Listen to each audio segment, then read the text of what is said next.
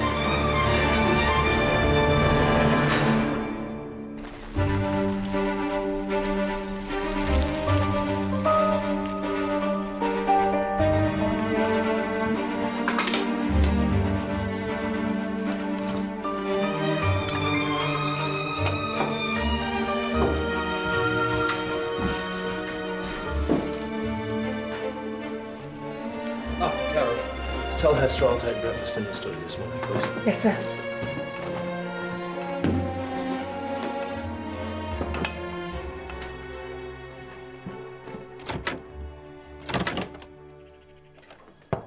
Mrs. Pritchard?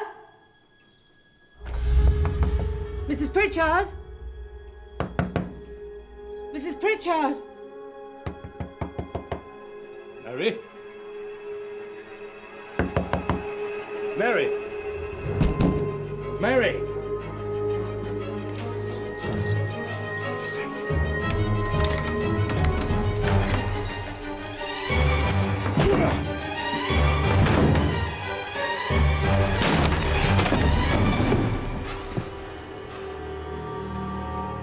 Oh, no. No.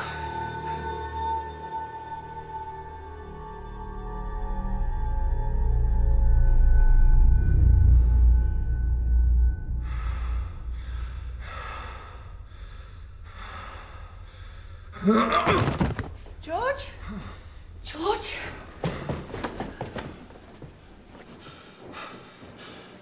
What is it? Mr. Pritchard, you should see this.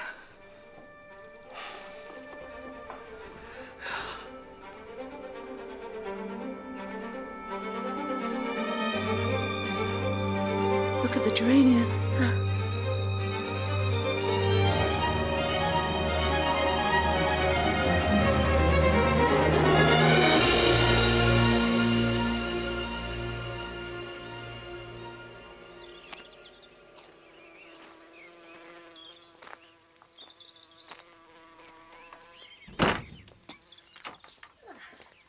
It's the wasp season already, Miss Marple. Oh, so I see. Hope you're killing them humanely, John. Nasty little predators. What's the point of a wasp, Miss Marple? I've never worked it out. I don't know. I'm sure they have their place. Garden's going to look wonderful again this year, miss. I think so. Especially if we can get rid of these blighters.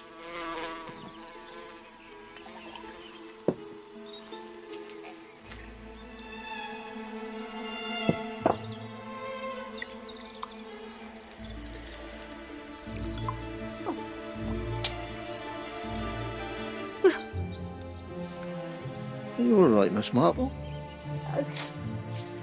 Yes,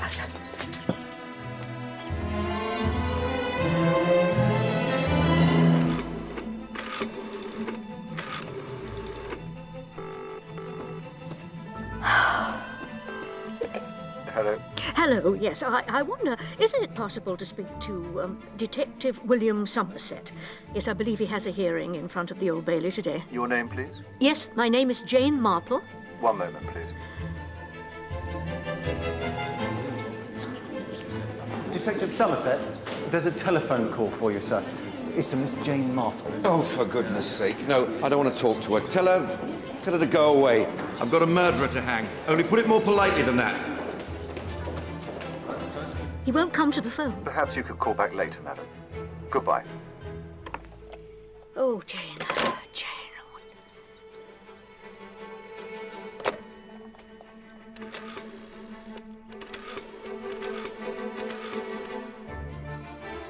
Scotland Yard. Hello, yes. I wonder, could you tell me where I can find Sir Henry Clithering?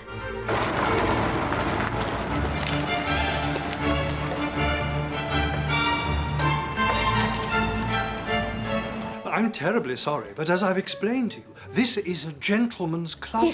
Yes, I know, but I have travelled some distance already today, and I need to see Sir Henry Clithering on a matter of some urgency. Jane! Oh, what is it? Well, it's this, Sir Henry, excuse me. They're going to hang the wrong person for murder. Thank you so much. I think you'd better come through. But, Sir Henry, ladies are not allowed beyond the desk, sir. I'm a trustee. Make an exception. Excuse me. Thank you. Oh. You need to stop the hearing, Henry, or there will be terrible consequences. Are you familiar with the case? Well, yes, but I retired from Scotland Yard some time ago. You know, I carry no authority there. But you can get to the people in authority, whereas I can't, and I need to. Calm down, Jane. Have you ever known me to be wrong, Sir Henry? In all the years you've known me? No. Well, I was wrong here. I was there when it happened, and I've got it wrong. Do you remember when old Mrs. Challoner died in Saint Mary Mead? Mrs. Challoner was murdered? No. But when she died, she had a knitting basket that was full of abandoned projects, and they were so entangled that one simply couldn't unravel them. Well, that's how I think of this case, this Blue Geranium murder. It became so knotted that it was difficult to tell one thing from the other. Well, tell me what happened, Jane, and then tell me why it's wrong. I'd been invited to the West Country to visit a friend, Dermot Milewater. He lives in a village called Little Ambrose, and to get there, you have to catch a bus from the train station in Fothersby. There was one other person on the bus.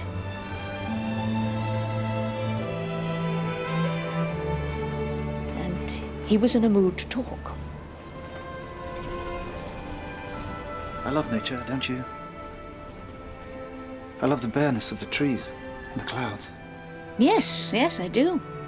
My heart leaps up when I behold a rainbow in the sky. Wordsworth. Yes. And I don't mind saying that I've been through a tunnel, Mrs. Marple, Miss Marple. Eddie Seward, or just Ed, or Eddie. Eddie. As I came through this tunnel, I saw a crocus. Saw it out the window, an early white crocus. And it was beautiful. It was terrifically beautiful. And I thought, I've never really seen nature as being beautiful before, and I should have done. I should have done. And then my heart leaped up, like in the Wordsworth. It jumped.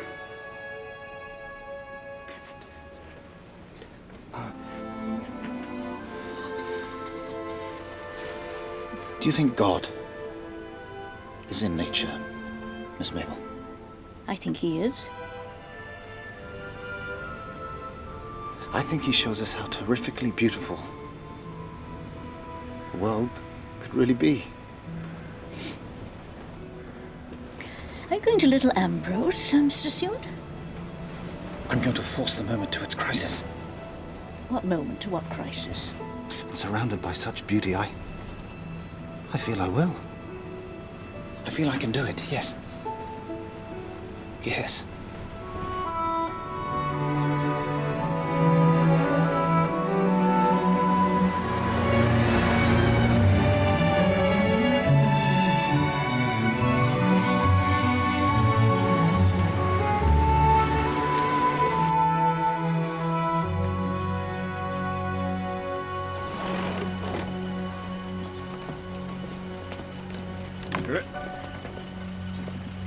Madam.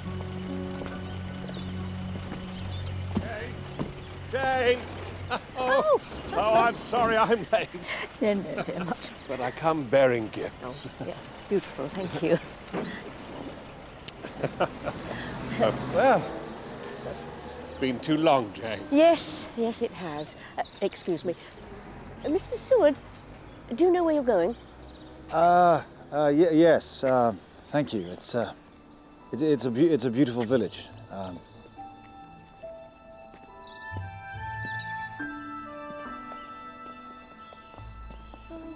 beautiful day. I have a wonderful feeling. Everything's going my way. Oh, hello, darling. You're up. Will you be writing? Yes, of course. Now you know full well they're not for you. She can't eat them all, can she? You know, there once was a man called Daniel Lambert, the fattest in England. Don't be mean about my sister. I'm not. And when he died, the undertakers had to smash through the window at the front of the house to get his corpse out because he was so fat he didn't fit through his own front door. Am I talking to myself again? I am, you know. I am talking to myself. Let me see. Hello! You must be Miss Marple. Yes. Oh, Jane, this is Hester. This is my niece, Robert's daughter. No. Well, I remember you when your father had the parish at St Mary Mead. You were this tall. I remember St Mary Mead very fondly. Is it still as pretty? It is. But this is, I think, the prettiest village I know. And with a much more impressive church. Yes, well, as impressive as it may be, it might not be here for much longer. We've had some trouble with subsidence on the south wall. Uncle Dermot's raised funds to dig out the foundations. It was a botched job, Jane. They completely ruined it. Can't the diocese help? No. But we have a plan. There's a generous millionaire in the village now, Mr. Trans-Europa Airlines, who bought Summerlee at auction when Major Frame died, lock, stock and barrel. All the contents. Hester's cook at Summerlee now. Yes. And our plan is that today, when he's made captain of the golf club, we're praying he'll be in a benevolent mood.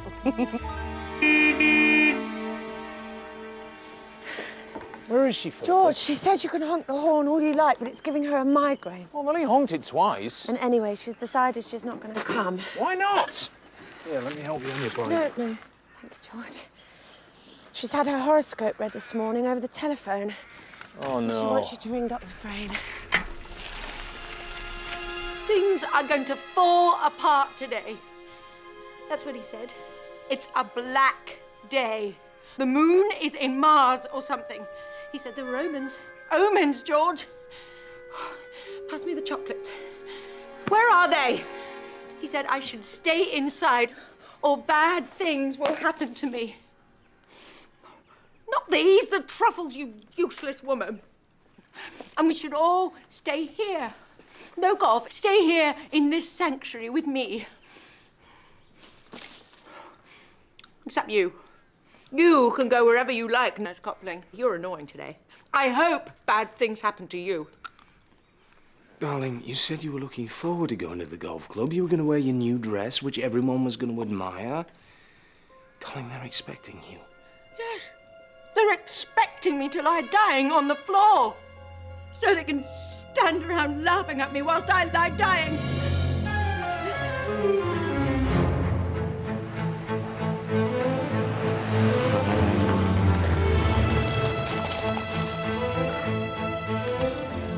Thanks for coming, Frayne. No problem. Have to be at the golf club by 3 o'clock. I'll get her there as soon as I can. Is she in her room? Yeah, follow the noise. George! Is that Dr. Frayne? He said a black day, Johnny. And you know how sensitive I am. Is that your magic medicine? Yes. Oh. That works for me. It settles me. I know. George brought some hyacinths in from the greenhouse thinking that would settle me. But nothing settles me like you, Johnny. Will you stay close to me at the golf club? Yes, of course. Will you watch over me all the time? So that afternoon, Sir Henry, most of little Ambrose turns up at the golf club. And I learn from Dermot that George Pritchard's brother Lewis is a penniless writer and married to Mary Pritchard's sister, Philippa. Two brothers who married two sisters. Yes, and that afternoon there was something very strange going on between the brothers. George!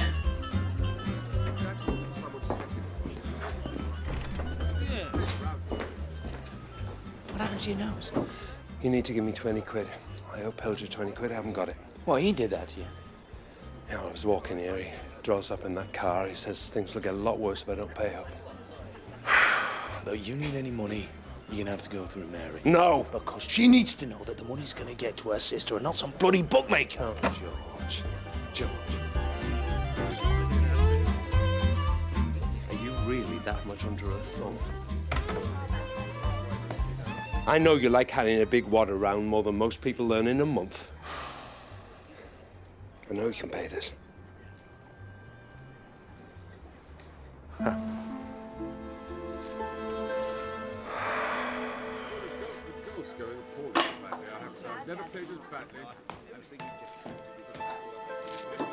You don't need to tell her. Next time, don't bother asking me.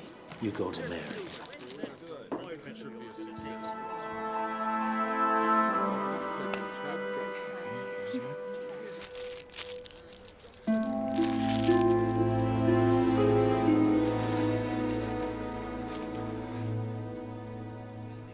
Sorry.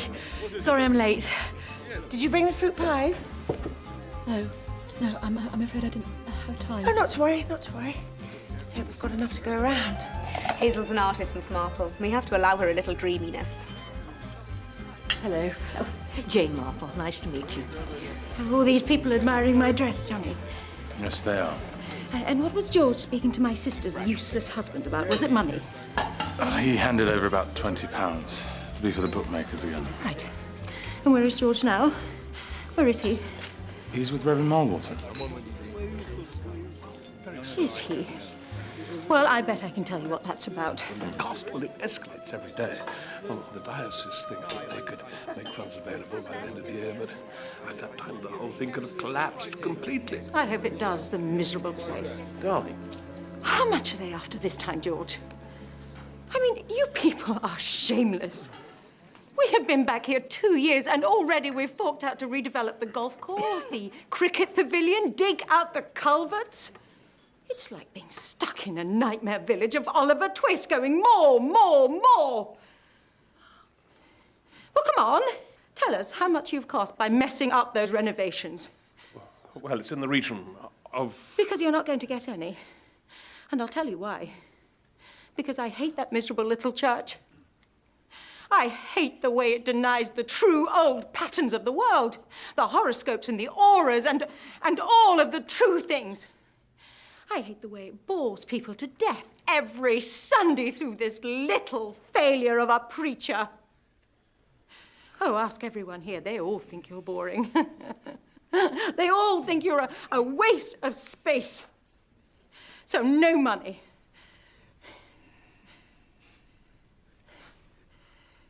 Well, I am done now, so you can all stop gawping.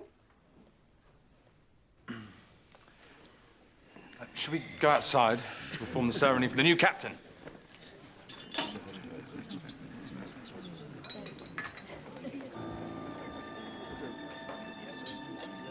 Just ignore her, Reverend. She's an awful woman. If she can say one spiteful thing, she can say a hatful. She makes her husband's life misery too, by all accounts. If that was any consolation. But God forgive me, but if George Pritchard would have brained his wife with a hatchet, there's not a soul in this village that wouldn't acquit him. How couldn't you have stopped her? No one can stop her, darling. Well, you can. Well, maybe she's right. Maybe people are beginning to sponge off them. Wish me luck with the speech.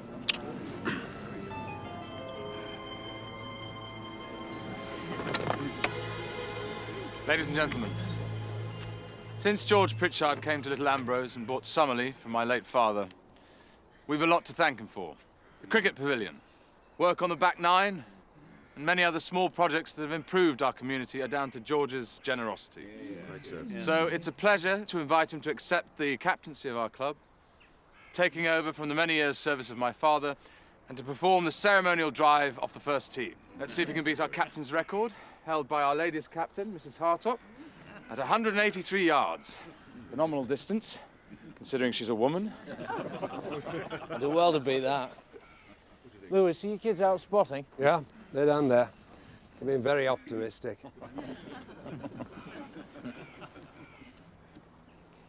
Were you worried, Mrs. Hartop? No, you're not worried, are you, love? She's seen him play.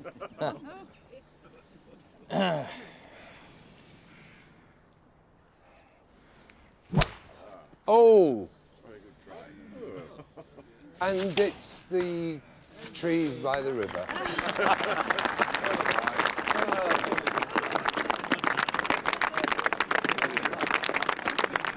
Did we get a second goal? No. You know, my kids will never find that, George. They've been there for years, come out looking like Rip Van Bloody Winkle.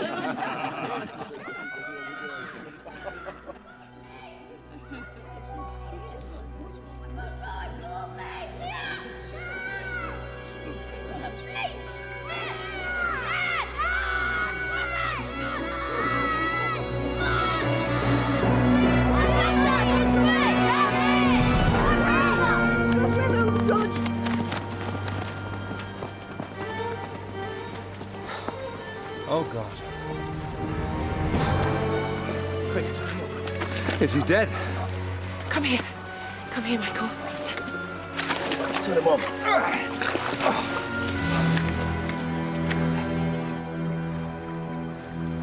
Who is it, George? Oh my goodness.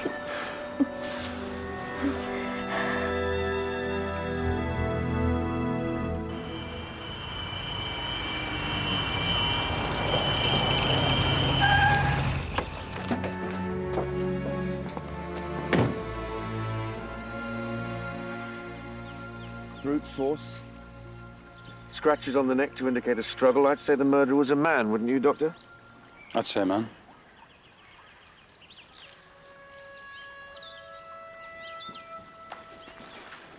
Is he local? No. Dead maybe an hour, a bit longer. Killed upstream, dumped in the river. No jacket, nothing in his pockets, nothing to immediately identify him anyway. Oh, we have a name, Detective Somerset. We know who he is. And did Eddie Seward say where he'd come from? I presumed London. His coat was Savile Row, and to be on the 10:25 bus from Fothersby meant he'd most likely arrived on the 8:05 from Paddington. Right. And it was an impulsive visit, Detective Somerset. I believe he'd only decided to make the journey that morning. He told you that, did he? No, he had no travel bag.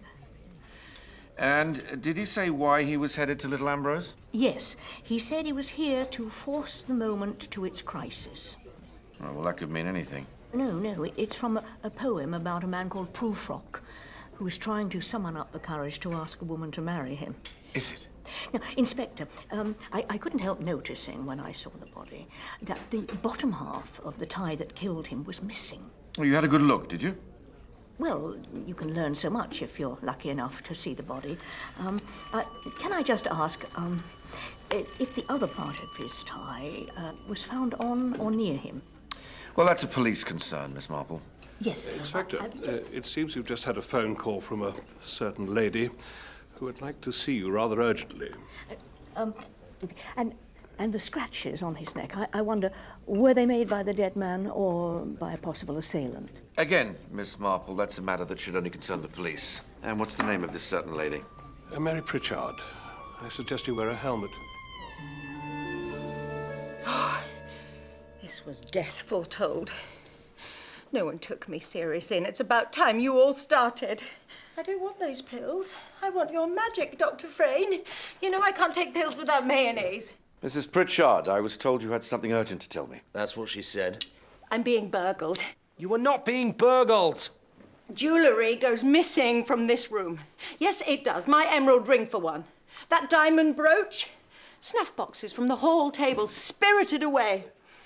Now you're in the village, Inspector. You can take me seriously and put all your efforts into this crime as well. Mrs. Pritchard, I have a capital crime here. Now, I was told you had something urgent to say about the murder of Eddie Seward. That was Eddie Seward? Yes, did you know him? Oh, I knew him. You did too, didn't you, George? Just before I left the yard, we investigated an Edward Seward, because his wife went missing. That's right. And that's what Detective Somerset found out after a quick phone call. He was a member here, you know. Rich as a crease as he was. Inherited a mining fortune, never did a day's work in his life. Yes, I believe we would have been in the same society events as Eddie Seward, but we weren't friends. I wouldn't have recognized him. Business associates? No. Would you like a drink, Inspector? Or are you all right with tea? No, no, thanks. Tea's fine. Of course. So, from what I can gather, he would finance ventures, some of them nefarious. Yes, well, I steer clear of financiers like that. Tea, Mr. Pritchard? Yes, thank you, Hester. No, thanks. I set up the airline with contacts I had in the Air Force. Good. Oh, where were you between 11:30 and the events at the golf course this afternoon? I was here. Thank you.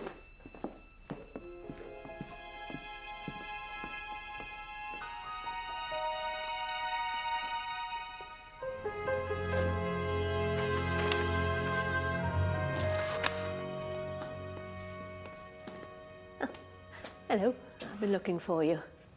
How are you? I have been here for 40 years, Jane. And the whole thing's going to fall down around me. You'll raise the money. This where you write? Yes, I tried to get inspiration from these things.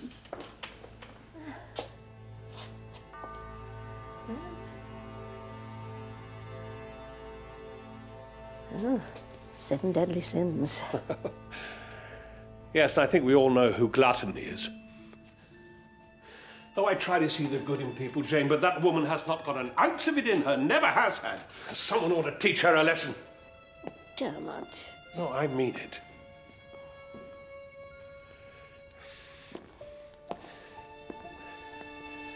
She grew up in this village. Did you know that? No. Oh, she's very pretty. And George Pritchard was her sister's fiancé. They met when they were in the RAF during the war.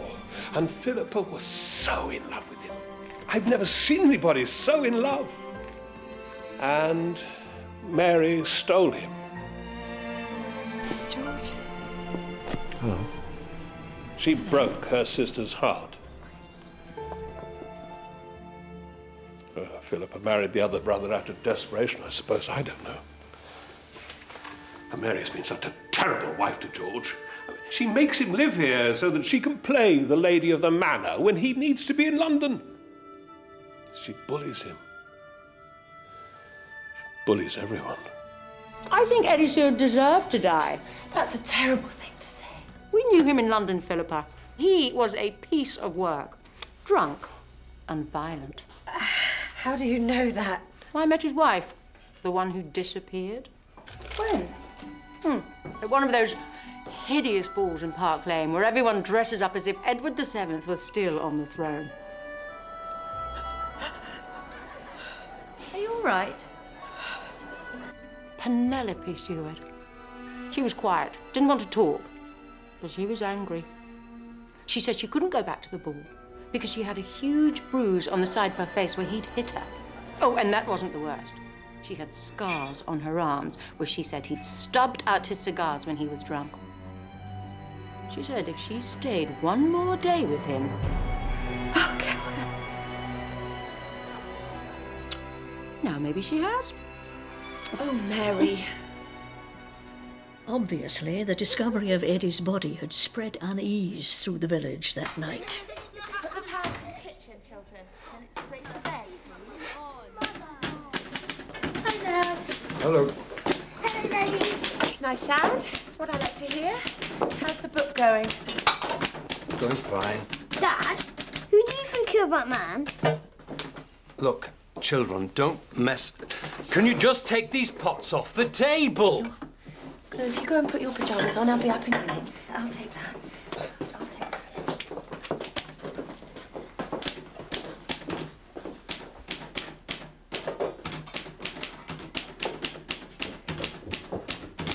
This body down the club will make a good story. Yeah, pot boiler. Well, sometimes pots need to boil, don't they? Otherwise, no one eats. What does that mean? I've put this week's groceries on the tab again. That's 4 weeks we owe now. Can you talk to your brother, Lewis? I'm sure he could help us out if we asked. Everything's going to be fine.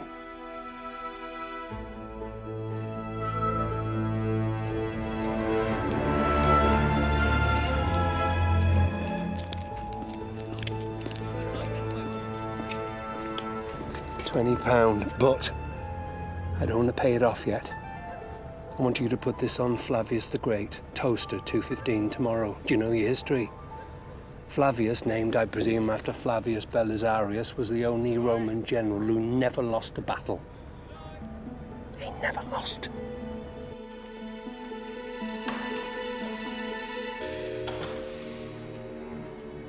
Hello, I thought you'd gone, darling. Well, Mary asked me if I'd hang around in case she had a relapse. Relapse of what? Actually, I was waiting for you. Let's go for a drink. Yes, a drink would be nice after today. 34, blonde. Can I have a photograph sent? Because I think she might be here. I'll look it up. Either that or Eddie Seward came to see George Pritchard, which Pritchard denies. Eddie Seward, George Pritchard. This could be a high-profile case, Bill. Yeah, I'm aware of that. If I can wrap this up quickly, it could be my ticket back to London. Then all that stuff will be forgotten. Hang on one moment. Yes, dear. Well, something I forgot to say, Inspector. Eddie Seward was a drunk, that much was obvious. But from his behaviour on the bus this morning, I don't think he'd been drinking today. Well, interesting, but could you walk away now, because I'm on confidential police business here. Can I just ask, if I may, if you think the scratches on his neck were self-inflicted or the result of a fight? My friend Sir Henry Clithering, you see, says you can always tell if it's self-inflicted by looking under the fingernails. You know Sir Henry Clithering? Scotland Yard? Eddie Seward was a drunk, wasn't he? He disappeared from a drying-out clinic at about 5 o'clock yesterday afternoon. As I thought. And I think his wife must be down here somewhere, don't you? Yes. Yes. Well, if you need any help, Inspector, do let me know. Who on earth was that? You don't want to know. But I'll bet George Pritchard knows more about Eddie Seward than he's letting on.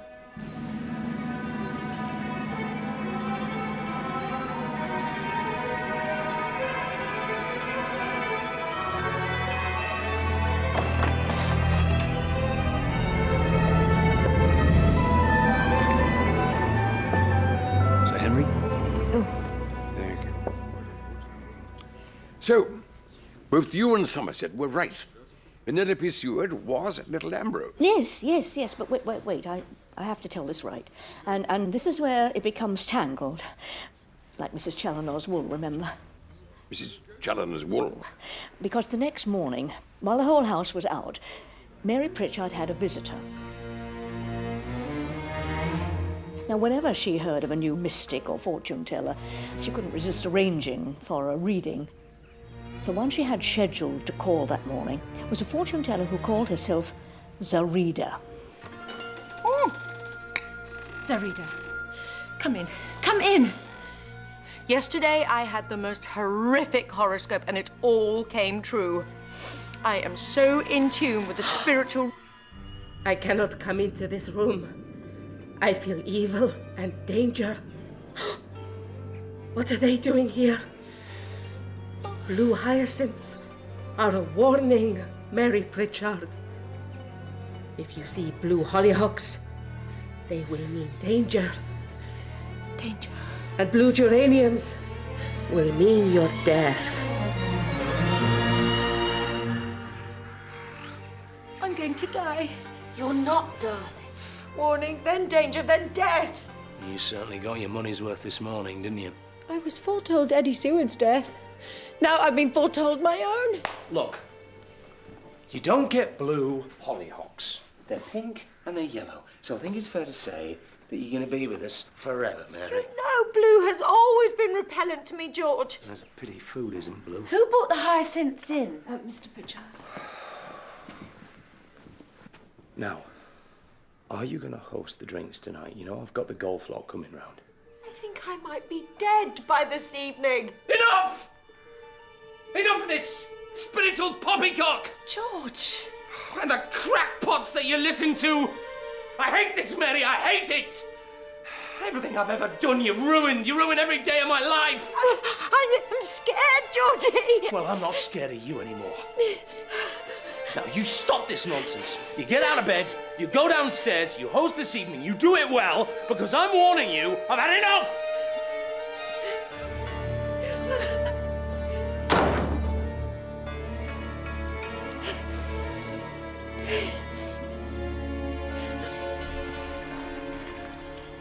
Do you see there, Jane, that great big crack? Yes, yes. Have there been any new arrivals in the village over the last couple of years? Women in their 30s? Well, there's been a couple of them, haven't there, Hess? They've had a change of nurse up at Summerley. Nurse Coupling came with excellent references, didn't she, Hess? She did, yes. Well, I'm new, of course, Miss Marple. Been here a year now. Oh, well, of course, that makes 3 of them. And if only Dr. Frayne would eventually get round to asking you to marry him, well, then you'd be with us a little longer, wouldn't you? If he ever does. Why would Eddie Seward's body wash up at the golf course? Is there anything upriver from there? Well, only an old watermill, but it's practically abandoned. Why, what are you thinking, Jane? I think that Eddie came to Little Ambrose to find his wife. I imagine he was going to tell her that he'd cleaned himself up and was going to force the moment to its crisis and ask her to take him back. Oh, but instead, she killed him and dumped his body in the river? Well, perhaps. Miss Marple, I heard George Pritchard lie to the police yesterday. Oh, where were you between 11:30 and the events at the golf course this afternoon? I was here. Thank you. But he wasn't. He was absent from Summerley the whole time. Who was the third woman who arrived? Hazel Instow. She's lovely. And what do you know about her? I came to Little Ambrose, I'd say, 18 months ago. For the peace and quiet. And before that? I lived in Alexandria. I love the antiquities. And it had always been a dream of mine to paint in Egypt. Oh, how long did you live there? Oh, a number of years. My sister's married to the British consul. I'm afraid I never knew this Mr. Seward, Inspector, so I can't really help you. Of course. And before Egypt? London. May I ask, is it possible to make a living doing this? A small one, yes. There's a gallery in Chelsea which takes the occasional work. But it's a vacation rather than a profession for me, detective. Oh. Oh. Ah. Now, how much would he fetch? Oh, no, he's not going anywhere. That's just a sketch for a commission from the golf club. When I paint it up, they're going to hang George in the clubhouse. In a manner of speaking. Sorry. Is she coming down, Caroline? No, Mrs. Pritchard. Hazel, will you perform hostess duties for George tonight? No, you. Please. So what puzzles me is this. Fortune tellers usually out for what they can get. And from what I can see, they just say what Mrs. Pritchard wants to hear. This Zarida, well, she seems to be frightening her. No advantage to herself. I don't see the point. How did Mary hear of Zarida? Susan Carstairs, the nurse before me, put her onto her. Why does that not surprise me? Nurse Carstairs was really into this sort of thing. She sent this letter. She left about 6 months ago. It was all very sudden. She sent this, sorry, Hester, but she sent this recommendation out of the blue last week. Did Mrs. Pritchard make the appointment herself? No, I rang Zarida at her request. Well, I'm going to ring Miss Zarida now, ask her what she's playing at. Why did Nurse Carstairs leave so suddenly? We have a steady flow of staff here, I'm afraid. My sister isn't the easiest person to work for. Is she not in? The number's discontinued. Gonna catch you. No running indoors, Peter, please. Boys. Ah, Jonathan, welcome. Come through. I'm afraid my wife's nerves have got the better of her this evening. She won't be joining us. A pity. Hazel. Evening. Excuse me. Sorry to intrude, Pritchard, but I wonder if I could have a quick word with your employees, Nurse Coupling and Miss Milewater. Whatever for? Just routine. You can use my study. Thank you. Hey, these are for later, you little rascal. Can I have 3, please? Thank you.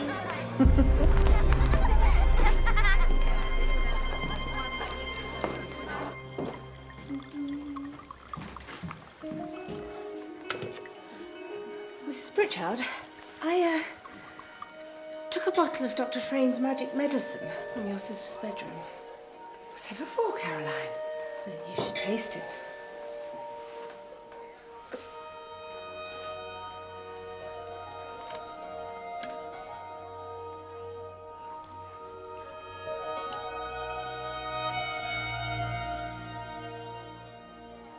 So you've been living with your uncle for over a year now?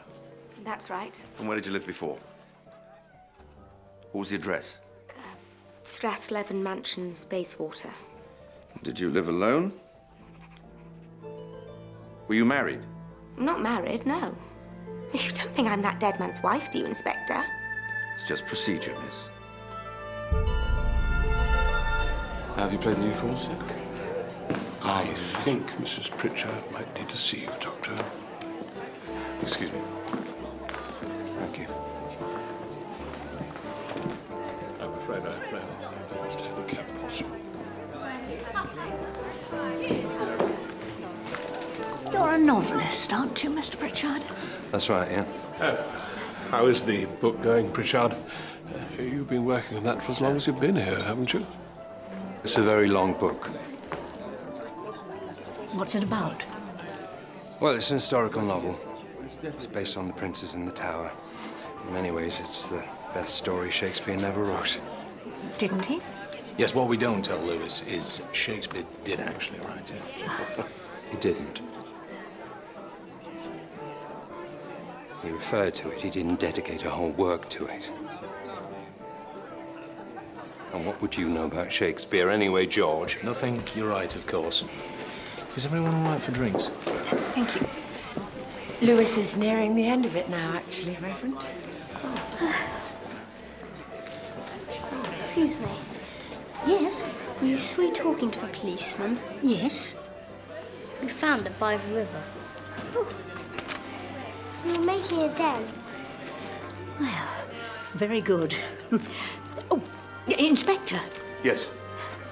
I think the children have found where Eddie Seward died.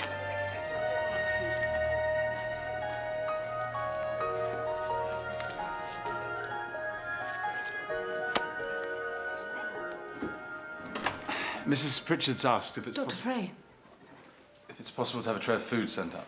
what is the meaning of this, Jonathan? You have the medicine. We're looking for that. Why is it filled with water?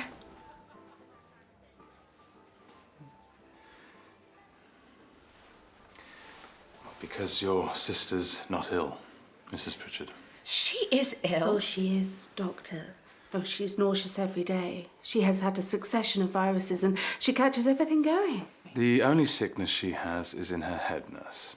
My sister is definitely ill.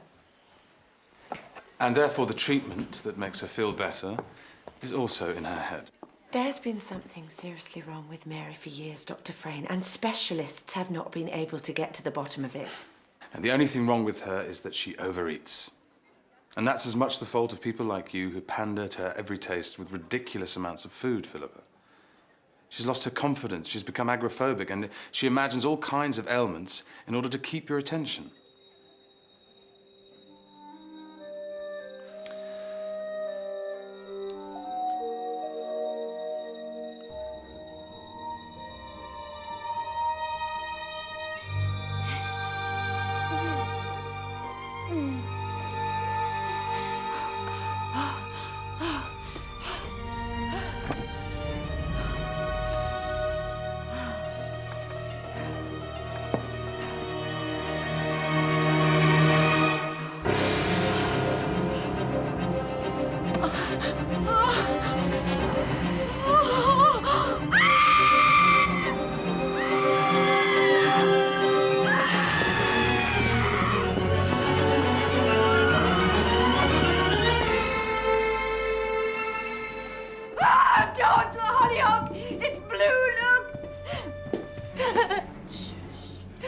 It's impossible.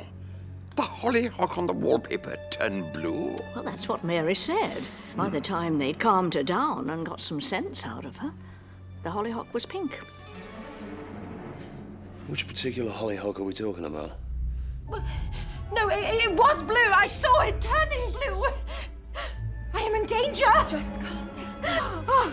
Shh. Come on.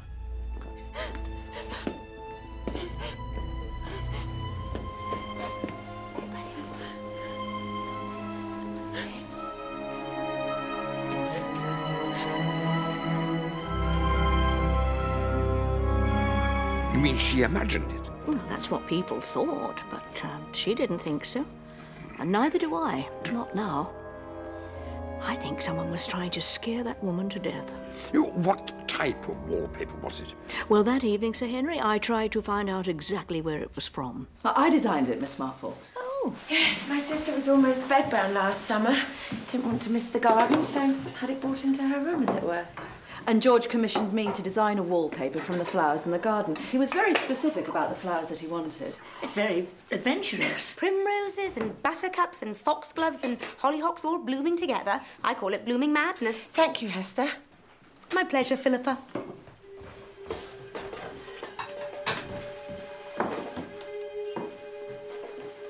This is Susan Carstairs putting the frighteners on Her Majesty upstairs.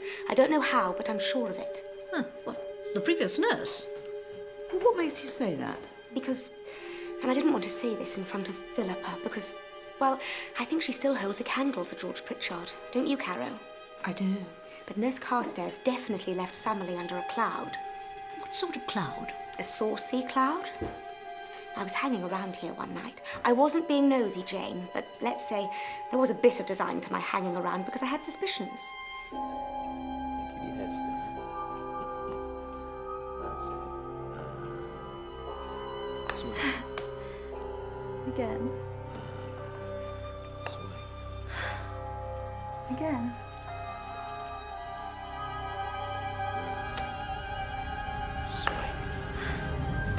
Again.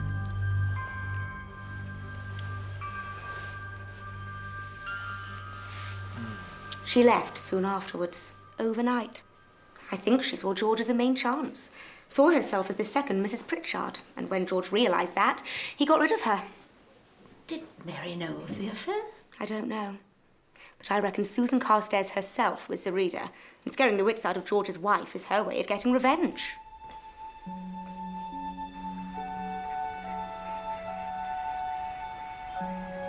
I love nature, don't you?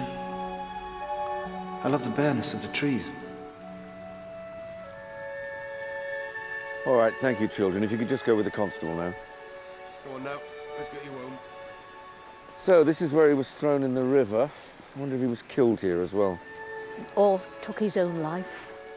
No, this is murder, Miss Marple, clear as day. I mean, there's no note. Where's the note? And I've seen murder got up to look like suicide many times. When people take their own lives, Inspector, sometimes they try and do it in a significant place. What's significant about here to Eddie Stewart? It's beautiful. And he told me that coming through the tunnel of his alcoholism, he was taking great strength from nature. He was finding God in it. Yeah. If he was committing suicide, why didn't we find him hanging from that tree? Because the tie hadn't supported his weight for long, had torn, and the body had fallen from where it was hanging. So he fell in the river and just floated downstream. That's a wonderful explanation. Can you think of another? Yes, his wife killed him and made it look like suicide. But what if the scratches on his neck were not the result of a fight, but his own hands trying to save himself? If he's committing suicide, why would he try to stop it? Because, as my friend Sir Henry Clithering says, sometimes people pull out of their suicides. Inspector, surely you know that. No, I don't buy it. This is still a major murder case. Inspector, why are you no longer working in London? Why are you down here? Well, as you know, Sir Henry, I imagine you'll find out about it. There was an incident. Involving drink? Involving drink, yes. I was on duty, complaints were made, and I was told to sort myself out. What was in Eddie's wallet? Money, a business card with his club address on it, tickets for various things. May I see?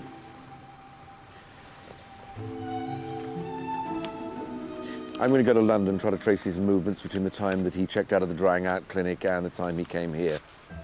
See if he met up with anyone. Good idea.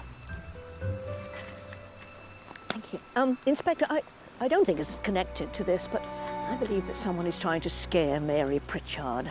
Perhaps you I don't think it would take much to set that woman off, Miss Marple, do you? And I agree, I don't think it is connected.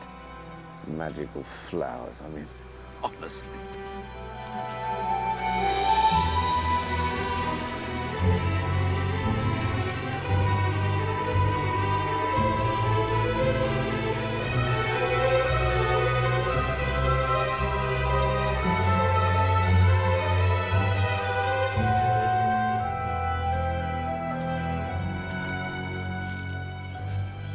Hello.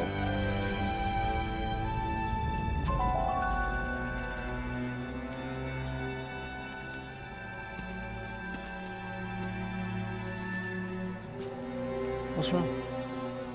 Susan Carstairs. You've slept with her since I've lived here. That's not true. You were seen, George, don't lie. Why? Do you not love me enough? Of course I love you. Then why are we not risking enough for each other, George? I did it because she was there. She was there and you're not. Not like that. I want to be with you, but you won't let me. We talk and talk in circles about how much we want to be together, but you never show that you really want me. It's always meeting like this.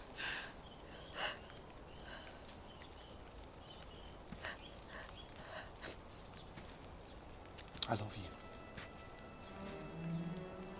I love you. I'm so sorry. I'd do anything for you, you know that, don't you?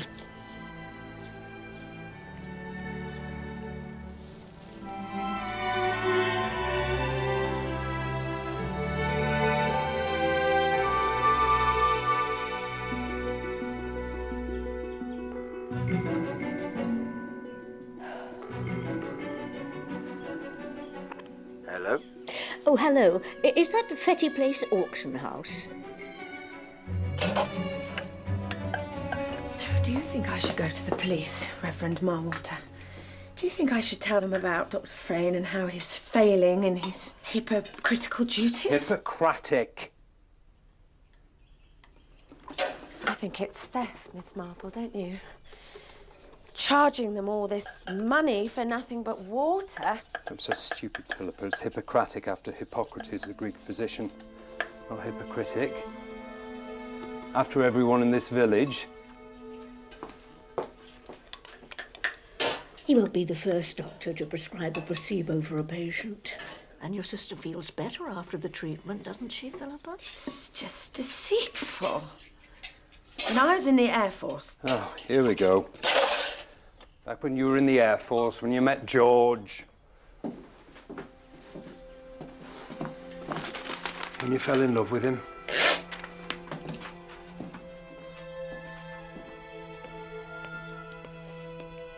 During the war, there was this girl, Miss Marple.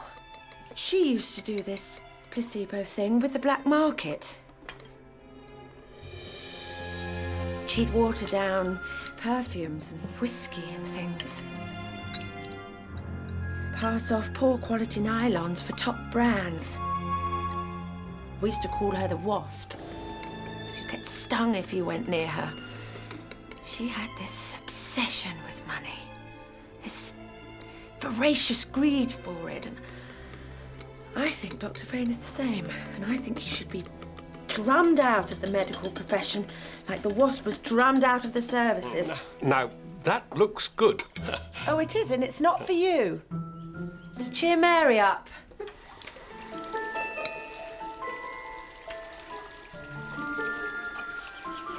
So what would the police do if I went and complained? Very little, I'm afraid.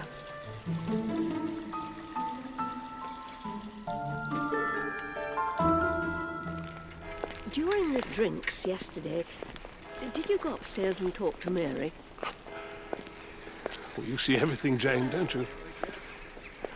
Well, I thought if I might speak to her alone, use what remains of the mile-water charm, I could bring her round to giving us some money. And? Lewis got there before me.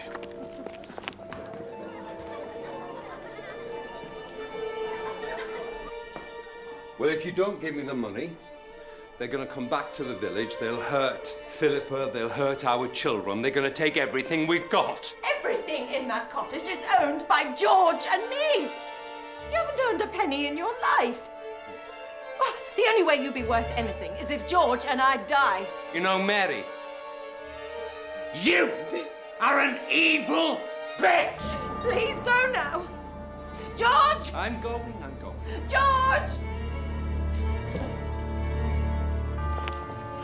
Does he need money because of his gambling on the horses? I imagine so. Philippa speaks to me sometimes about it, how much it worries her. Look, do you mind if we just stop here for a moment, Jane? Just stop in this village of mine. Dermot? I walk here every day. Look, I have some work to do for Sunday. I really must work. Maybe you don't see everything, Jane. That evening, Sir Henry, as I stood in the centre of that quiet, pleasant English village, I thought of all the tensions that lay in the foundations of the lives that lived there. 100 times. They'll be back in the morning demanding money, and Then we you will haven't got get the money. We haven't got the money. We will get the money. Where? I promise. And I thought of the one woman who was going to sleep that night in genuine fear of her life. Help me. The protection of the spirits of the wind and the... But little did I realize how right she was to be scared. In my own time. Now, please, stop bringing me here. And how she was not going to see the morning.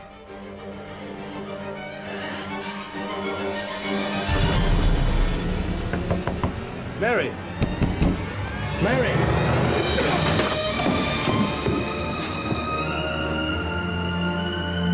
Oh, no. No.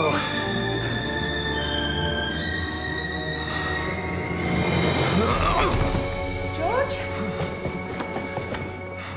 What is it? Look at the geraniums.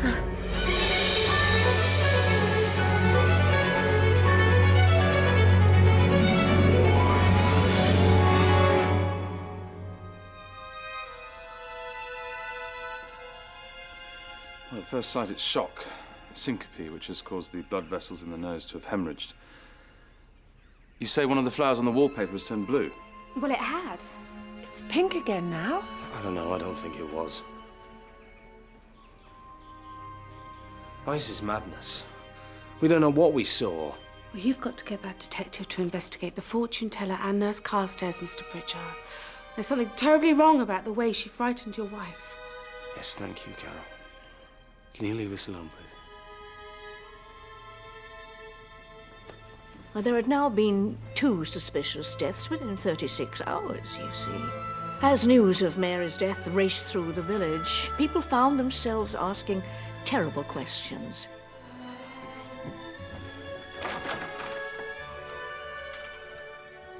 Well, is it true? Is she dead? Yes. How? They think she died of shock. People don't die of shock, George. Was it you? Did you kill her? Did I kill your wife? Yes. How can you say that to me? How can you? Go away! Go away!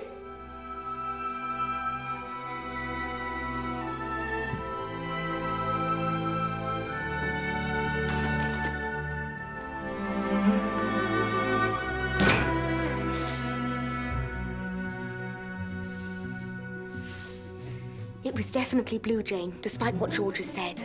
But how? It's not damaged or anything, it's just wallpaper.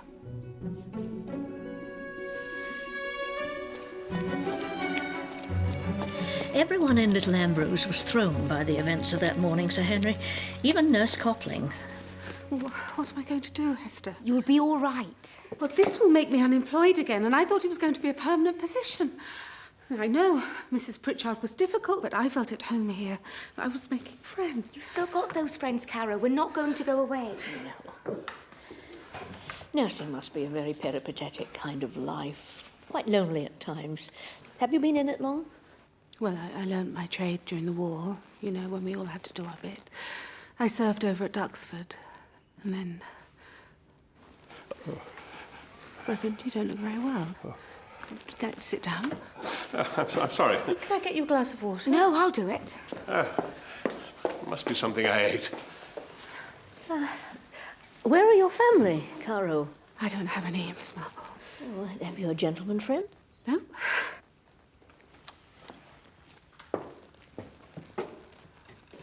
Mr. Pritchard tried the same thing with me as he did with Nurse Carstairs, Miss Marple. He tried to teach me a golf swing, but I wouldn't do it. I wouldn't do what he wanted. Yeah. If you ask me, I think he's still in touch with Susan Carstairs. I heard them talking on the telephone once. I think George Pritchard's a bad man. The way he carries on, I think he must be. Mr. Edward Seward has been staying at the club off and on, but he wasn't here on Thursday night. When was he last here? Oh, 2-3 weeks ago. Let's see.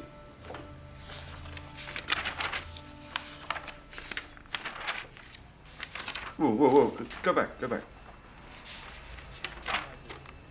What's that name? That is Mr. George Pritchard, sir. Is he a member here too? Yes. Yes, I did know Eddie Seward. We moved in the same circles for a while. He was, there was resentment. I was seen as new money, whereas him and his ilk were blue blood and made sure you knew it. Why didn't you tell me you knew him before? Because he turned up dead on my doorstep and I didn't want to be dragged into it. Look, I was never close to him. I didn't like him. He was a hopeless alcoholic and a thug around women. This man that you weren't close to lent you £500,000 3 years ago for your airline to develop haulage routes into Italy and Greece, a venture that was not successful. Yes, but I paid Eddie Seward back. Every farthing. You'll find that detail in your documents as well, Inspector. Where were you the morning Eddie Seward came to Little Ambrose, George? At Summerley, like I told you. Your housekeeper, Hester Marlewater, says that's another lie. I've had enough of this. Sit down, sir. Look, am I under arrest? Sit down. I didn't see Eddie Seward that morning. I haven't heard from him for 2 years. I don't know why he was here or where his wife is.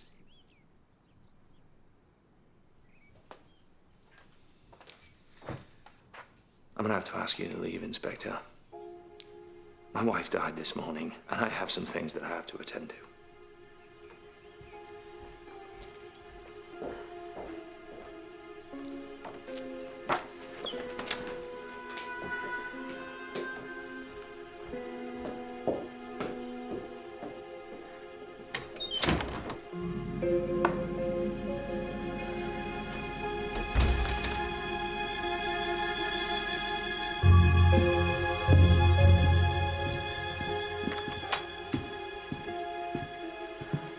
You arrived.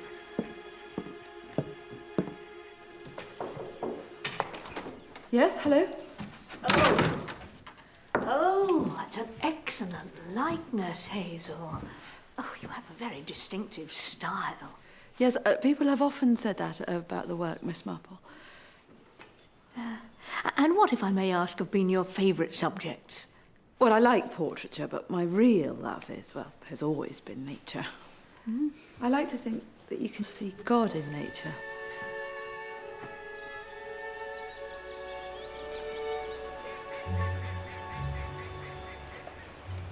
Hi, Hess. Got your message. Why didn't you just come round to the surgery? I want an explanation, Jonathan. You're the one who's been stealing from the house, aren't you? The snuff boxes, the carriage clock, jewellery. They're not jewellery. Why did you do it? Because that was my parents' stuff. Pritchard took advantage of my father when he was in a fix. He drove down the price on Summerlee. He died with nothing to his name. But it's not yours anymore, Jonathan. I want to get money to marry you, Hess. What? Well, that's why I put up with that insufferable woman for so long. She was my most lucrative patient, Hess. I don't want money. I want you. Don't you know that? Or you must take all that stuff back. Or that detective will be on to you. I thought that place was abandoned. It is. So why is there a light on? He found you through one of your paintings, didn't he, Hazel? Who? Your husband, Eddie Seward. I imagine he'd looked for you for 2 years, knowing he'd driven you away, maybe to suicide, sinking deeper into his tunnel of alcohol and guilt. And then, quite by chance, he recognized one of your paintings at Fetty Place, the art dealers in London, lot 172. And even though you changed your name, he recognized it was your hand. Hello? Anyone there? Hello?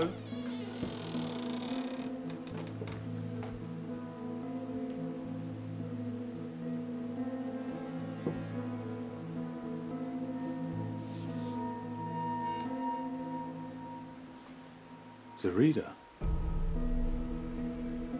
There's no one here.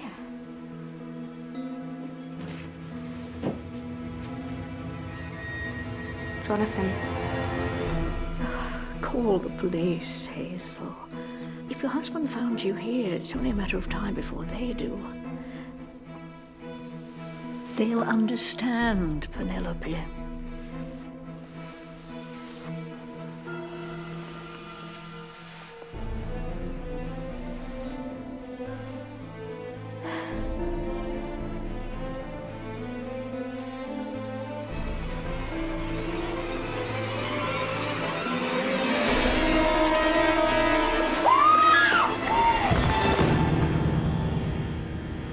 Who was it? The former nurse, Susan Carstairs.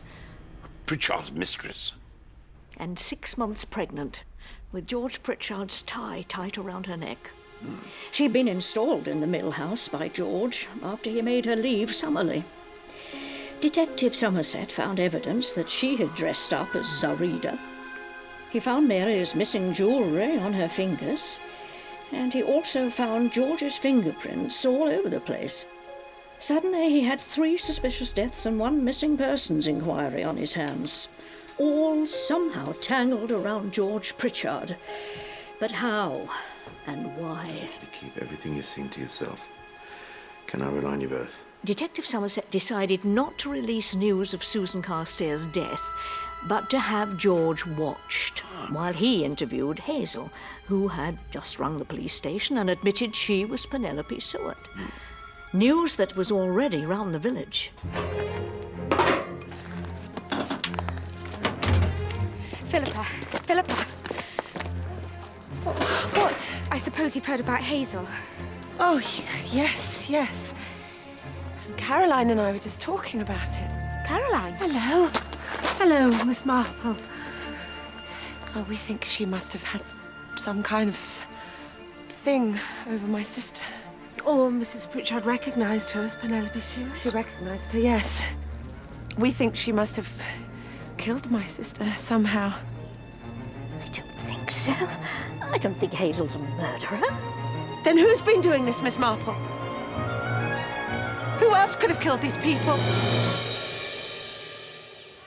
And on this Sunday morning, you remember in our prayers, Mary Pritchard, member of our community who died yesterday.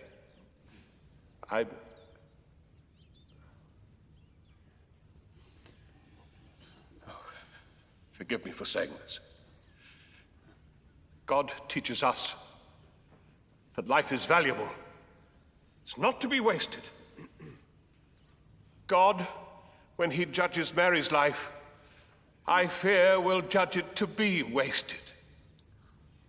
God asks us to live our lives in service to him, and not dabbling in fancies and superstitions. I'm sorry to say this, Mr. Pritchard, but God teaches us to live our lives so that we can try to be good to one another. Reverend Marwater. Philippa, sit down.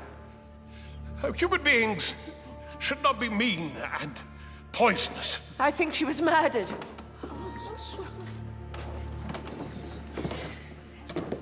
Philippa, we should leave. No, George. She was murdered by that woman. I know she was. Let's leave. I saw her early yesterday morning coming back from Summerley. Why would Hazel want to murder Mary? Because you were having an affair with her, George. Did you think I wouldn't notice that? Did you think I wouldn't see? And she murdered her husband, too. Because the day he died, she was late at the golf club. Sorry I'm late. Where had she been if she hadn't been killing him so she could be with you? Where had she been? I did see my husband that morning. He asked me to accept him back. Where did this take place? Well, here. He just turned up and said he'd changed. And that he loved me. And that he'd always loved me. But I told him I would never go back to him. Never go back to him. Are you in on it too, George? Because you're free to marry her now, aren't you? Is that always your plan, to let this wasp to come and live in this happy place and then let her stick? Shut up, Philippa! Before you say something you'll really regret. Did Pritchard follow your husband? No. How do you know? Were you with him the whole time? I know because George told me he didn't, and I have faith in him. Even though you didn't know he was having an affair with Susan Carstairs? I have faith in him. The pregnant Susan Carstairs, who was found strangled yesterday evening with one of George Pritchard's ties. Don't you talk to her like that. Is that the truth, Pritchard? Why, what are you going to do? Write a book? Because if you do, it'll take you 20 years. What page are you on in your current magnum opus? Every talent that you've had, every break, you've wasted it or gambled it away. Oh, look, I see your friends are here. Well, at least I had the good sense to marry the decent sister, George. What did you say? You heard me! That's enough, look. You spent your entire life leeching off me. I've lent you money. I've supported you. And you've resented it all. All of it. I'm so sorry. Everyone, I'm so sorry. Hey, George! Is that the real you? Hey?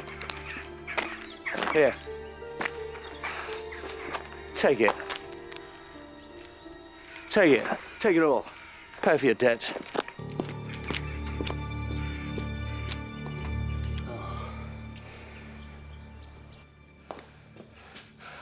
I have to speak to the police. You're in no state to speak to anyone, Dermot. It's just something that I hate. But Philippa, she's got it all wrong. What? The morning Mary was found dead, Hazel was not on her way back from Summerley. She was coming to see me. Hazel is a devout woman. She takes the vows of marriage very seriously. She was conflicted about her marriage and George's. You knew about her and George. Well, she used me as a confessor. I was bound to silence. Though that morning, she was very distressed, having heard of George's affair with Nurse Carstairs. Well, she didn't know whether she could trust him anymore. She loved him so much, and he had saved her. Oh, so much sin, Jane. And in such a small place as this.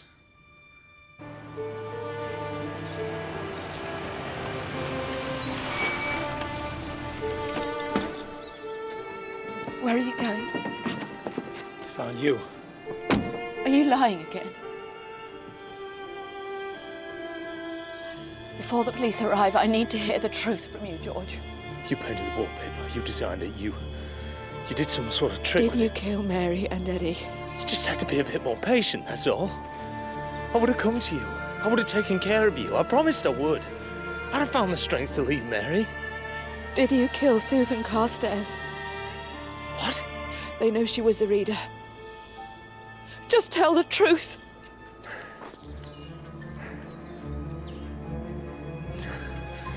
Darling, let's leave. Let's go.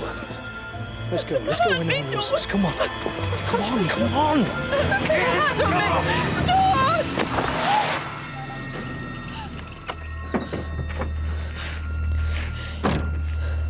He made a full confession, didn't he? Yes, that he'd killed all three. Eddie, Mary, and Susan Carstairs herself. The blackmailer who was trying to ruin him unless he made her his wife. But you weren't convinced. On the surface, of course, his confession had to be true. But the only reason for it to be false was if he were... protecting Hazel. Yes, he was taking the fall, as they say in American books, for the one woman he really loved. George Arthur Pritchard, you were charged with the willful murders of Edward St. John, Hillier Seward, Mary... But suddenly this morning, I knew I'd been wrong and that I had to stop the hearing. Because, Henry, the truth of these murders is quite extraordinary. Do you plead guilty or not guilty? Guilty. Yes, yes. Yeah, but please inform Mr. Justice Carmichael that some new evidence has just come to light, which has a strong bearing on the case he's hearing. Mrs. Challoner's knitting box? That's right, my lord. Sir Henry understood the allusion. Did he? And the strand of wool that seemed most knotted to me, that was the key to untangling all the half-knitted jumpers of Mrs. Challoner's grandchildren. Just pull your strand, Miss Marple. We're waiting. Was, if you were planning to kill someone, my lord, would you trust to scaring them to death? Wouldn't you be better making a more secure plan than that? Like poisoning them? Are you suggesting that Mary Pritchard was poisoned rather than scared to death? Undoubtedly. By her husband? No, no. George Pritchard has admitted to these crimes because he thinks he's protecting the woman he loves. Of all the 7 deadly sins, my lord, George Pritchard is, I think, vanity, the sin from which so many others arise. It's led him into foolish relationships with other women, and led, I think, to the gluttony of his wife, who, faced with a philandering husband, took to her bed in order to maintain some sort of hold over him. No one took me seriously, and it's about time you all started. And it also led to the dreadful wrath of the woman he spurned all those years ago to go off with her prettier sister. When Reverend Milewater became ill, he said it was just something I ate. And he was right, wasn't he, Philippa? He'd eaten something you'd prepared for Mary. Now, that looks good. Oh, it is, and it's not for you. It's to cheer Mary up. You've been poisoning her for years, hadn't you? Sick. Day after day, dish after dish. Making life hell for the sister who ruined your dream of marrying the handsome young pilot you loved more than anyone else in the world. I didn't kill Mary, George. I just wanted to punish her. But someone had worked out what you were doing, hadn't they, Philippa? And when Mary died, they scared you into thinking you were responsible. Yes. Into making desperate accusations against George and Hazel to deflect attention away from you. Are you in on it too, George? Because you're free to marry her now, aren't you? Was that always your plan? She told me they would hang me for what I'd done. And she scared you into getting rid of all the poison you'd used. Didn't you, Caroline? Caroline and I were just talking about it. Caroline? My lord, do you know how a wasp trap is made? I do. Well, it struck me today how much cyanide of potassium crystals resembles smelling salts.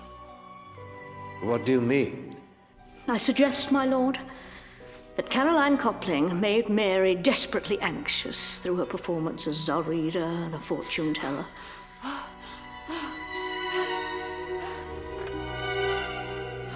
And on the night of Mary's death, Caroline had swapped the smelling salts for cyanide crystals, because it was the cyanide that killed Mary Pritchard. On discovery of Mary's body, Caroline Coupling would have had to have acted quickly in the few moments she had in the room alone. Using the smelling salts, she turned the geranium blue. She then returned them and removed the cyanide crystals. But how did the flowers turn blue? Well, my lord, smelling salts are alkaline, and I think a nurse with a bedridden patient uses litmus paper, don't they? For those little tests they do, where blue paper turns red with acid, and vice versa with alkalines. How ingenious, then, to paste red litmus paper over a red flower, near to the bed, of course, where she knew Mary would use her salts, and the strong ammonia would turn the flower blue, and then remove the litmus paper afterwards, knowing it wouldn't bear close scrutiny. Why? Why would I want to kill Mary Pritchard? Because I think you knew the Pritchards from before, didn't you, when you were in the Air Force? I learned my trade during the war, you know, when we all had to do our bit. I served over at Duxford. And seeing that George was now a millionaire, you thought you'd change your appearance and name and come and see how you could get a piece of it. This is nonsense. Sit down, Miss. Thank you, Henry. I thought it was odd the way Philippa used the word wasp in church. Was that always your plan? To get this wasp to come and live in this happy place and then let her sting? Shut up, Philippa! Such an odd term to use when she'd used it just one day previously to describe the girl in the Air Force who was in the black market. We used to call her the wasp, because you get stung if you went near her. She had this obsession with money. And that wasp was you, wasn't it, Caroline? How easy it must have been for you to enlist the greedy Susan Carstairs into your scheme to scare Mary, then make it look as though she was Zoraida before disposing of her when she was no longer needed.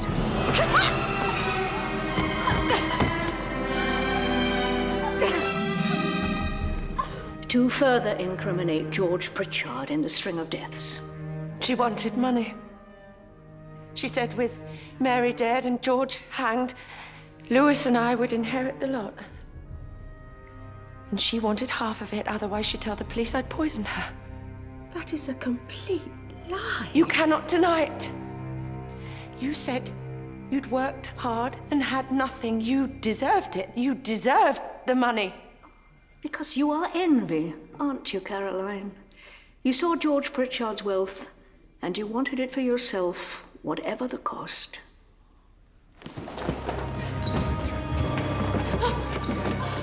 Caroline Coupling, you are being arrested for the murder of Mary Pritchard. No! And Susan Carstairs. No! No! No! Anything you say will be taken down and used as evidence against you. No! No! No! No! No! And the murder of Eddie Seward. No, Inspector, that was always suicide. The sad end of another love that curdled into bitterness.